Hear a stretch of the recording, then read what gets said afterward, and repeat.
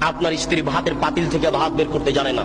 মনে করবেন আব্দুল রাজ্জাক সাহেব কষ্ট দিলেন, আমার স্ত্রী 50 বছর থেকে সংসার করে আসছে। জি না, আমি বলছি ঠিক।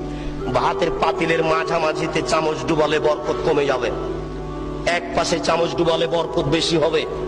আপনার স্ত্রীকে জিজ্ঞাসা করে দেখুন কি করে। গামলাতে ভাত উঠিয়েছেন, চামচ যদি গামলার মাঝামাঝিতে ডুবিয়ে ভাত উঠান তাহলে গামলার বরকত কমে যাবে, যদি এক পাশে ডুবান তাহলে বরকত বেশি হয়ে যাবে। পাতিল ঢাকতে হবে। আপনার স্ত্রী বিসমিল্লাহ বলে জানালা বন্ধ করে না, বিসমিল্লাহ বলে তার বাচ্চাকে দুধ খাওয়ায় না। আপনার স্ত্রী বিসমিল্লাহ না বলে বাচ্চাকে যতদিন দুধ খাইয়েছে ততদিন শয়তান দুধ খেয়েছে। বুঝাতে পারলাম না? আপনার স্ত্রী বিসমিল্লাহ ছাড়া আপনার বাচ্চাকে যতদিন দুধ খাইয়েছে ততদিন এই দুধ শয়তানও খেয়েছে, নিশ্চিত খেয়েছে, অবধারিত খেয়েছে। নবী বলেছেন খেয়েছে, অতএব খেয়েছে। নবী বলেছেন যে খাদ্যের উপরে বিসমিল্লাহ বলা হয় না সেই খাদ্য শয়তান খায়। অতএব আপনার স্ত্রী বাচ্চাকে দুধ খাওয়াতেও জানে না। দুঃখিত, আপনার পরিবার কিভাবে ঠিক হতে পারে যার জন্য আপনার